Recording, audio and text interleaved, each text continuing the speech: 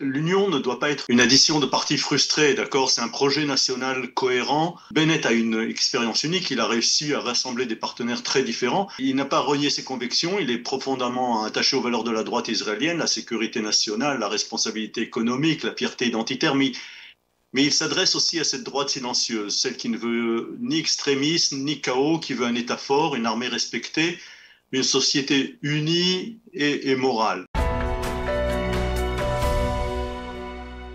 Merci d'être avec nous ce matin. Je rappelle à nos auditeurs que vous êtes le directeur du Herzliya Medical Center, mais aussi vous êtes le responsable du département francophone au sein du nouveau parti de Naftali Bennett, qui n'a pas encore de nom officiel, on va dire pour l'instant, à moins que vous nous annonciez ce nom-là.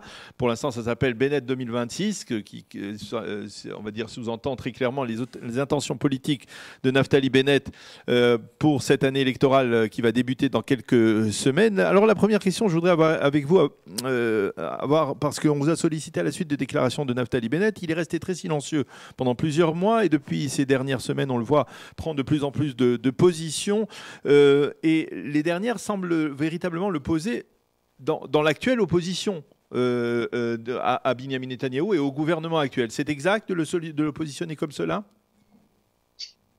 Je dirais que Bennett, non, il ne s'installe pas dans l'opposition au sens classique du terme. Il s'agit pour lui ce n'est pas un positionnement partisan, mais c'est une prise de responsabilité dans une situation nationale qui est grave, qui est préoccupante. On sent, comme tout le monde, comme toi aussi, que le pays traverse une crise profonde avec des problèmes sécuritaires, politiques, moraux. Donc on sent que le gouvernement actuel a perdu la confiance d'une grande partie du public. Au lieu d'unir, il divise.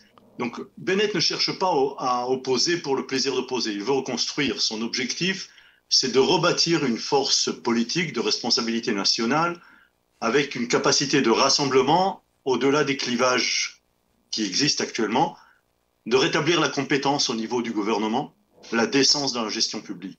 Ce n'est pas une opposition, c'est une opposition constructive, je dirais c'est une alternative. Mais quand il parle de Naftali Bennett, il dit ces derniers jours, il parle de s'unir avec Gadi Eisenkot d'un côté, le leader d'Israël Beiteinu Avigdor Lieberman de l'autre. On peut très nettement considérer que c'est plutôt l'opposition, parce que ce sont des leaders qui sont, même si on peut dire que Eisenkot est, on va dire, de centre-gauche, que Lieberman est bien ancré à la droite, c'est vraiment véritablement l'opposition à Binyamin Netanyahou. Je répète, l'Union ne doit pas être une addition de partis frustrés, d'accord? C'est un projet national cohérent.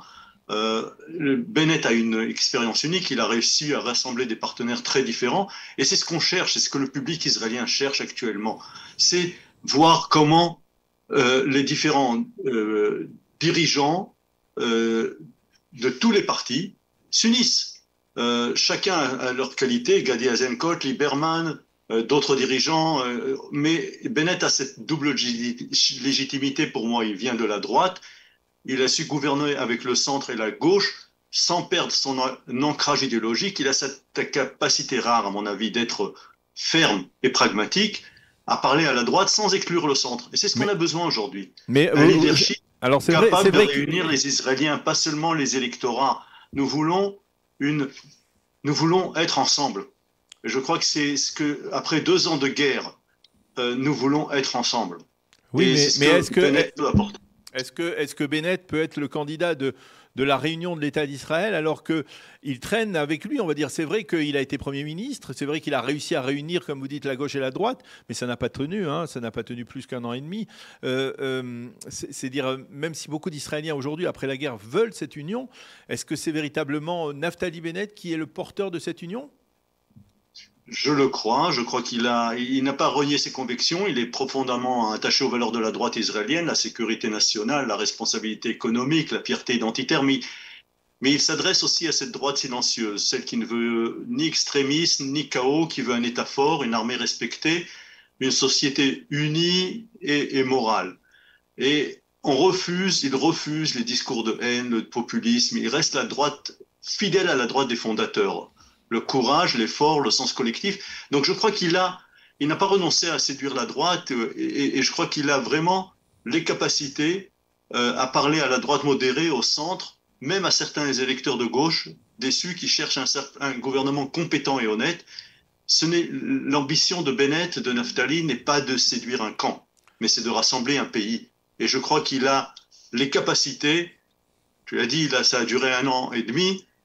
Il a compris, il a fait des erreurs, il l'admet. Et je crois que c'est quelque chose de très fort de dire j'ai fait des erreurs, j'ai compris. Il a les capacités de le faire, il a le savoir-faire. Et je crois que c'est lui qui peut effectivement amener Israël à un gouvernement d'union nationale, un gouvernement, j'ai appelé ça un gouvernement de ripouille, de soins, soigner la société israélienne, parce qu'après 2 ans d'opposition à la réforme judiciaire, 2 ans de guerre, on doit se retrouver ensemble. Alors pour se retrouver ensemble, il faut d'une certaine manière former une liste électorale. C'est le principe du jeu électoral en Israël. Il faut former une liste électorale. Qui va-t-il y avoir dans cette liste? Est-ce que ce seront à nouveau des personnalités politiques de gauche qui sont controversées, de droite qui sont controversées, ou alors par exemple, on peut espérer que Naftali Bennett va aller peut-être rechercher des gens qui sont plus dans le consensus? Je crois que Naftali est en train de monter cette liste et il la garde pour l'instant de côté pour ne pas dévoiler toutes les personnalités. Je crois que c'est très important de dire que Naftali veut des gens qui viennent de la société civile, qui ont des compétences dans les domaines qu'ils doivent gérer.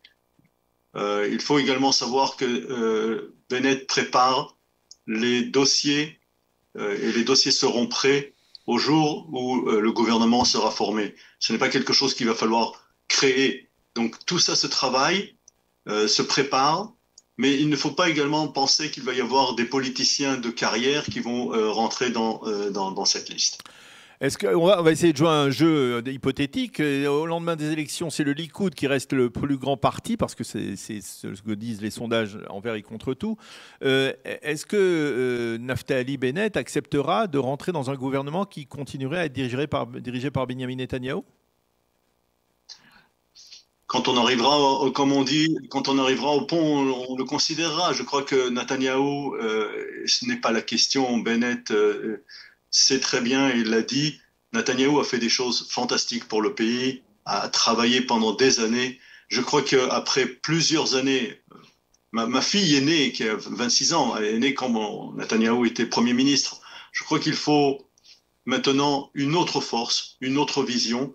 Elle a été très importante pendant ces 20 ans, mais je crois qu'il est important d'arriver à un gouvernement qui propose une autre vision pour un autre temps. Nous sommes dans un autre stade, un autre temps de travail avec Israël, le Moyen-Orient, Trump aux commandes. Et je crois qu'il faut proposer quelque chose de nouveau, une alternative. Ce n'est pas une opposition. Vous savez ce que l'on dit de Naftali Bennett, c'est le champion du monde des sondages, c'est-à-dire dans les sondages, il est extrêmement fort. Et puis, lorsque l'on arrive le matin même des élections, lorsque l'électeur dépose son bulletin de vote dans l'urne, eh bien, il ne pense pas obligatoirement toujours à Naftali Bennett. C'est ce qui a fait de lui un Premier ministre avec 6 mandats. Lolo Olam Chosen, je n'ai pas le don de prophétie, puisqu'on dit que le don de prophétie a été donné aux fous. J'espère ne pas avoir le don de prophétie pour l'instant. Je ne peux pas savoir qu'est-ce qui va arriver et quels sont les votes qui vont être effectivement mis dans la boîte, dans le ballot.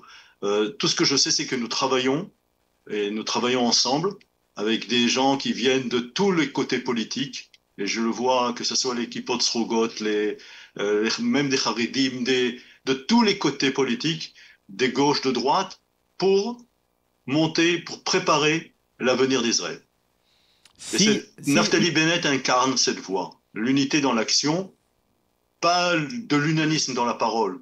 Il tend la main à tous ceux de droite comme du gauche, comme du centre, qui veulent reconstruire un Israël fort et juste. Comme il le dit souvent, sur 80% des sujets, nous sommes d'accord. Et c'est peut-être le message le plus important, l'union, ce n'est pas une faiblesse. C'est la seule force capable de sauver notre avenir commun. Si Naftali Bennett est élu, quel sera son programme? Parce que c'est bien l'union, c'est important bien entendu, c'est indispensable dans la réalité israélienne, surtout après ces 2 années de guerre. Mais comment on va la traduire concrètement sur le terrain? Bon, je ne vais pas raconter tout le programme pour l'instant parce Non, que pas je tous dis. les grandes lignes, parce qu'on reproche beaucoup Mais beaucoup à premièrement, l'opposition. la première chose va être de voter la loi la régulation des mandats du Premier ministre. Oui. Il n'y aura pas de 2 mandats. Il l'a promis, il a dit qu'il allait le faire le premier jour, proposer cette loi, mettre cette loi en place. La deuxième chose, ce sera de mettre en place une commission d'enquête, qui sera une commission d'enquête indépendante, Mamlarti, pour vérifier ce qui s'est passé, parce que le 7 octobre n'est pas uniquement le fruit du jour, le 7 octobre lui-même. C'est plusieurs années de faiblesse, d'incapacité et d'aveuglement face à la menace. On peut voir simplement comment on a réagi vis-à-vis du Liban et vis-à-vis de l'Iran. Nous étions préparés. Vis-à-vis du Hamas, nous n'étions pas préparés. Et je crois que c'est cette préparation qu'il faut étudier et comprendre. Savoir comment les gens ont été mis en place, comment nous sommes arrivés à une unité de contrôle à Amman qui devait avoir 16 officiers avec des équipes et qui est arrivé à un officier. C'est un ta'alir, c'est un processus qui doit être étudié et compris. Après ça, il y a plusieurs Alors, par exemple, sur un point, je voudrais vraiment avoir votre avis, parce que c'est vraiment l'actualité brûlante, c'est le monde de la justice. L'affaire Tomer Yerushalmi a révélé, on va dire, les carences d'un système, la problématique autour de la conseillère juridique du gouvernement aussi. Naftali Bennett, quel est son avis sur cette question-là, la réforme judiciaire? Il faut créer tout le problème. Les gens des 2 côtés ont leurs raisons et ont leurs arguments qui sont valables. Il faut créer le terrain de jeu. Et le terrain de jeu, ça s'appelle une constitution, une constitution qui sera légère, acceptable par 80% de la population, pour qu'on puisse savoir sur quoi on discute, et comment on discute, et comment on joue. Okay, on ne peut pas aller venir jouer au football si on n'a pas un terrain délimité. D'accord? Et c'est ça qu'il faut. C'est un terrain de jeu, de savoir comment on règle les processus, et c'est une constitution, il l'a dit, légère, pour qu'elle soit acceptable et donne les règles du jeu à tout le monde.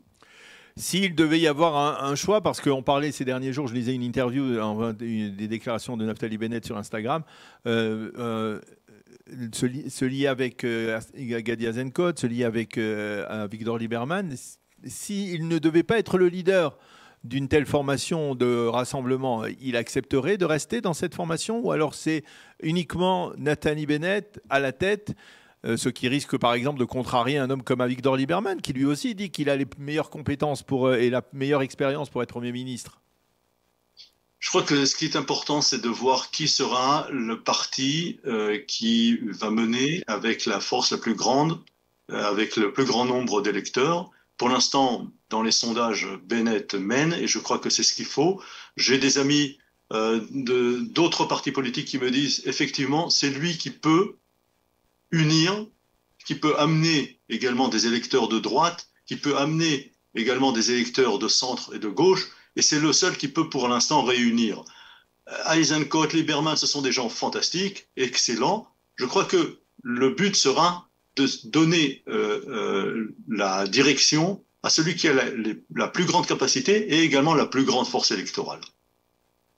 Eh bien, Éric Setton, c'était très intéressant de dialoguer avec vous, de mieux connaître, de mieux apprendre à connaître un homme qu'on connaît déjà sur l'échiquier politique. Hein, et certains diront, ben oui, c'est-à-dire depuis la guerre, si on veut balayer, on va dire, tous les responsables politiques, il faudrait aussi balayer Naftali Bennett. C'est ce que disent certains, parce qu'il a aussi sa part de responsabilité, même s'il n'a été que Premier ministre pendant qu'un an.